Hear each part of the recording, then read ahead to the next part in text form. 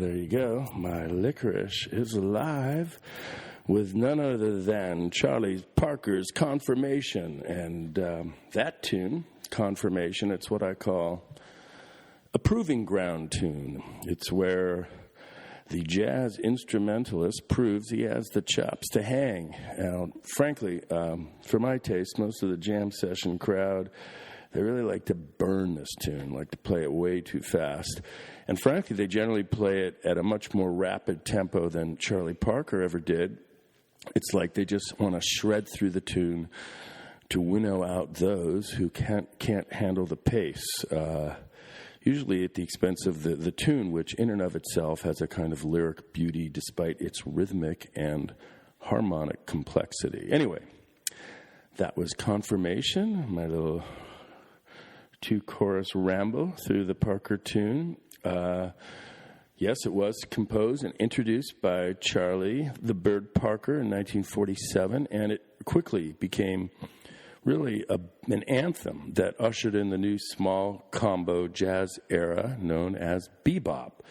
And bebop is, it kind of became the insider's language, if at least for musicians. If you were a musician and you could hang with the new music, you were hip. And if not, you were square and in the mind of many consigned to the dustbin of musical history. Now, to the audience,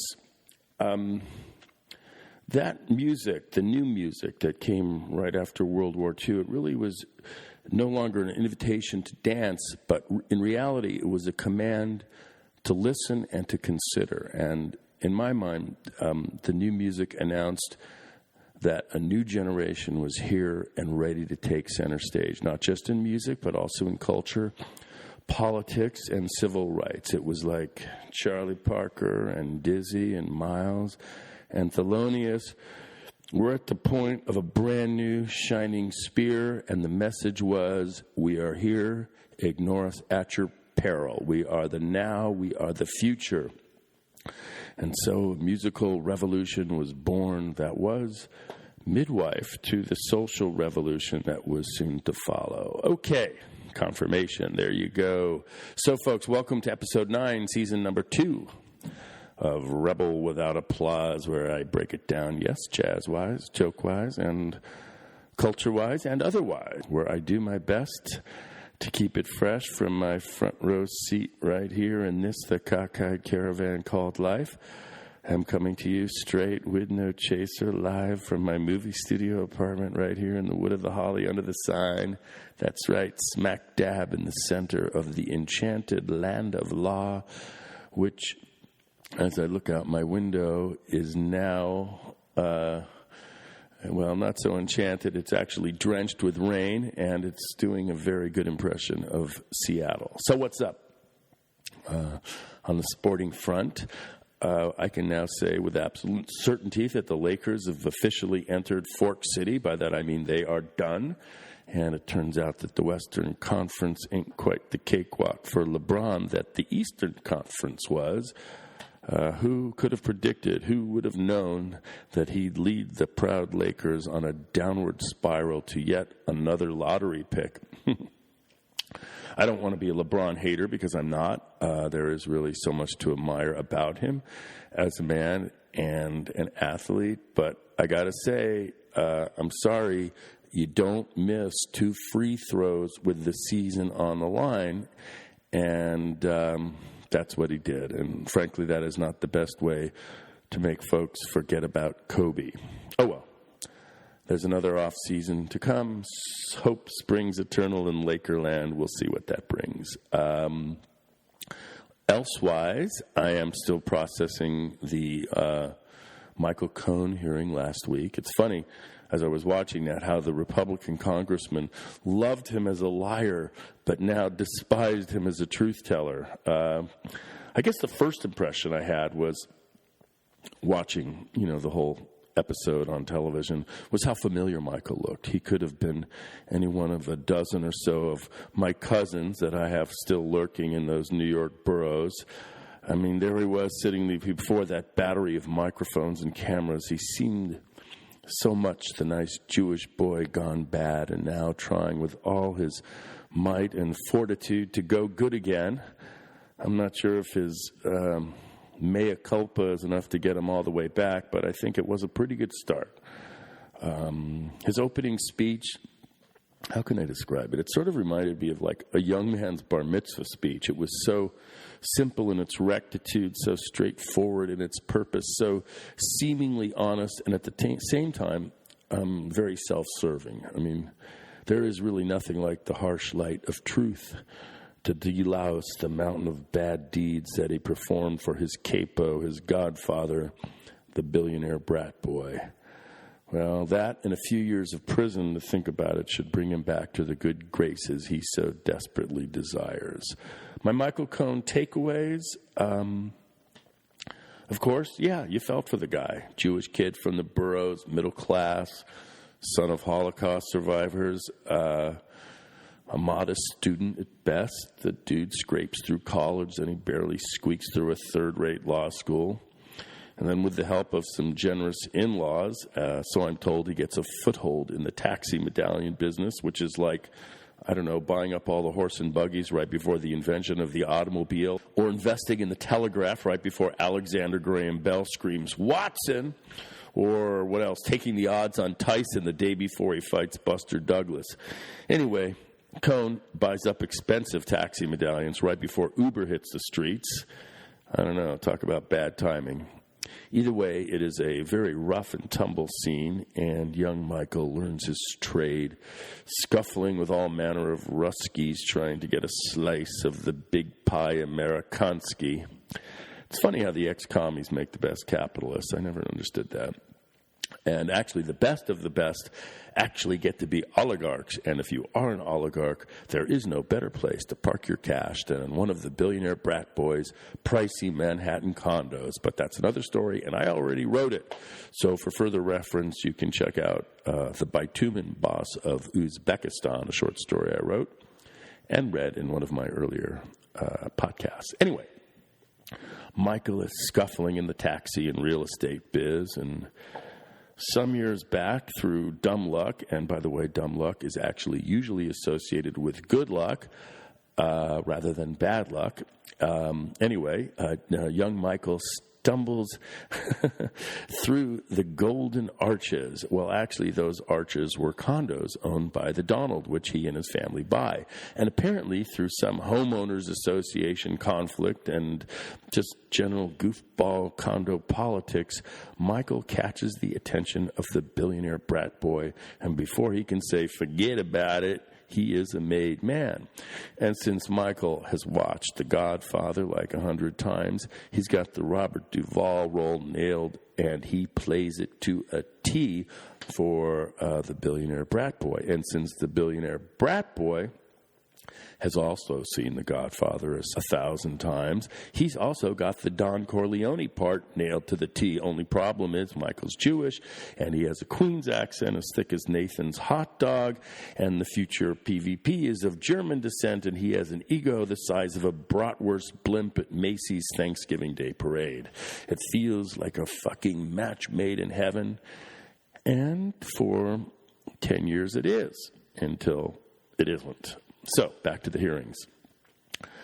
Fact-wise, there really wasn't, there wasn't that much that was new except the photos of the checks and hearing that Michael, on behalf of his boss, spent a great deal of his legal time threatening his alma maters from releasing his grades. Apparently, they didn't want to give light to the fact that maybe the billionaire brat boy wasn't quite the brilliant student that he proclaimed he was. Anyway, going on, Michael claimed bravely in the hearings that the PVP, that's Putin's vice president, was a liar, a cheat, and a racist. Okay. Brave for the admittance, but it's not news. We knew that. But narrative-wise, I have to say that the picture of the billionaire brat boy got clearer and indeed uglier. Evidence-wise, I have to say that Michael left enough threads dangling for any prosecutor or committee chairman to pull on, which could, with a little help from Mueller or the Legal Eagles in the Southern District of New York, very easily leave the PVP in Perp Walk City. We'll see how that plays out. But let me say this. For all the parallels that have been drawn over the last few months, the PVP ain't Nixon. Frankly, transgression-wise, I think he's way worse. But with Nixon, you always felt that he was, I don't know, maybe 3 steps ahead of the game. Tricky Dicky covered his tracks with some finesse. He had one face for the cameras and another when he was blabbing privately into his secret tape recorder, which, of course, proved to be his undoing. But that didn't happen until John Dean mentioned it, and then things unraveled pretty quickly. Not so with the PVP. He's not nearly as devious on the face of it that his predecessor was. He's got one face for all, does the billionaire brat boy, and it is fucking ugly. You know, they say after a while that in life you get the face you deserve, and I think by now we can say that the PVP has got the face he deserves. He sort of, I don't know, reminds me of that old Soviet strongman, Leonid Brezhnev. He's ugly on the outside and really ugly on the inside. Anyway, you don't have to be Woodward or Bernstein to notice all the malfeasance, the corruption, all the blind ambition, and total, full-on, flat-out fucking schmucktitude that surrounds the billionaire brat boy. Yes, schmucktitude, that's a new word, and I invented it. You don't really have to be Sherlock frigging Holmes to see the dots in this story and connect the dot. Damn, there's so many dots so closely packed together that the picture is right in front of you. It's like a pointless painting, a Seurat masterpiece. So you don't have to be Sigmund Freud to see that there's a third-rate narcissist at work here who in all likelihood was castrated by his daddy decades ago and still has yet to locate his missing member. My guess is that the brat boy's fleshy toadstool is sequestered in a shoebox locked away in one of daddy's old warehouses somewhere in Queens. Maybe someday a lonely reporter will stumble upon it and the mystery will be solved, sort of like that rosebud sled in Citizen Kane. Anyway, I'm fantasizing. But having said all that, it was not a great week for the PVP. The iceberg that he and his Republican enablers were standing on just got a lot thinner and a lot lower in the water. And let me say this, global warming is a bitch when you're living on an iceberg. So, with Michael Cohen turning state's evidence and telling his Goodfella tale, all the while that was going on, the brat boy was over in Vietnam working on getting that Peace Prize. He took a big swing and a big miss with his blood brother from another, the brat boy from North Korea, Mr. Kim Jong-un. Turns out the king of the deal didn't get a deal, which I think for him is a drag because Obama got a Nobel Peace Prize and the PVP wanted one too, but that ain't happening now because somewhere, somehow, that deal went south. Where, how did that deal go south? I'm not sure. I think maybe in exchange for nuclear disarmament, Kim wanted courtside tickets at a Warriors game against LeBron and the Lakers, but the PVP couldn't score the tickets because Steph Curry and Kevin Durant hate the PVP, so the Warrior ticket office refused the demand, and the best he could offer, or score, rather, for Kim were like a pair of upper deck seats against the Clippers, which Kim, being the basketball fan that he is, he considered that a double insult because he's a big LeBron fan and wanted to see the Lakers. So Kim said, fuck it. He'd hold on to his missiles and reactors and centrifuges and take his armored train back home. No deal for him unless he could get courtside seats with his buddy Rodman for a Lakers game. Nobody wants to see the Clippers, even though they're way better than the Lakers, which is doubly ironic because the Lakers ain't going anywhere except to Cancun, if you dig my reference. So, all in all, no Peace Prize for the PVP. My thinking is that with all those gavels and subpoenas and indictments flying around back in the States, I thought, sitting there over in Hanoi, that maybe the PVP would apply for political asylum in Vietnam. And maybe they'd just be willing to take him. But he'd have to be, of course, separated from his family, just like they do in the Mexican border here in the United States, which means that he would be separated from Melania and Barron, which might or might not be a tragedy. I don't know. So in my sort of fantastical imagination, the best the Vietnamese officials could do was in exchange for asylum, offer him beds in one of the long-since abandoned set of bunkers and trenches from the war days, which lay on the outskirts of the city. But clearly the PVP refused that and insisted on sleeping on his getaway vehicle, Air Force One. So the Vietnam officials backed down and offered him, rather than being parked in Air Force One, they offered him residence in the Hanoi Hilton, and they promised him McCain's old executive suite. So the brat boy does what he always does when he stays in a room previously occupied by somebody he hates. He hired a hot trio of Vietnamese massage girls to perform the golden shower act on the bed. So that's my little flight of fancy, my Faketitude news flash, all things the billionaire brat boy. I hate to get too obsessed by him, but occasionally it just grabs my consciousness and I have to blab and pontificate and share. So that's my take on young Michael Cohen and the current political moment. Another thought about that was I think probably the most telling moment for me in the hearings was when I think the guy's name was Meadows. He defended the harsh claim by Michael that the PVP was a racist and trotted out a young African-American woman who worked for in the administration as proof that he indeed wasn't a racist. It's like, I guess every card-carrying racist needs black friends to prove they're not actually racist. You need to have them on call at all times and at the ready in case, you are accused of that horrible offense. Then you pull them out. It's like, it's almost like a dog walking service, a Black Friends app available for any racist at any time. When needed or accused, you just open up the app and you can call in a black friend to prove how wonderful you are.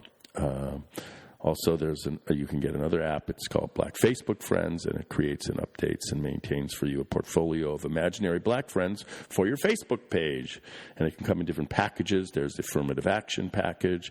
Those are folks with plans, black folks with health plans, retirement plans, interracial spouses. Then you can get the hip-hop package, which includes a fun menagerie of musicians, street poets, and DJs. Then you get the Cred in the Hood hardcore, which includes a hardcore group of jazz cats, dashiki dudes, and Black Lives Matter activists. And finally, if you really want to scare the shit out of your white parents, you can get the gangsta package. So there you go. Those are tools for the racists to prove that they're not racist by having black friends that you can trot out at congressional hearings, or failing that, you have them on your Facebook page. So there you go, folks.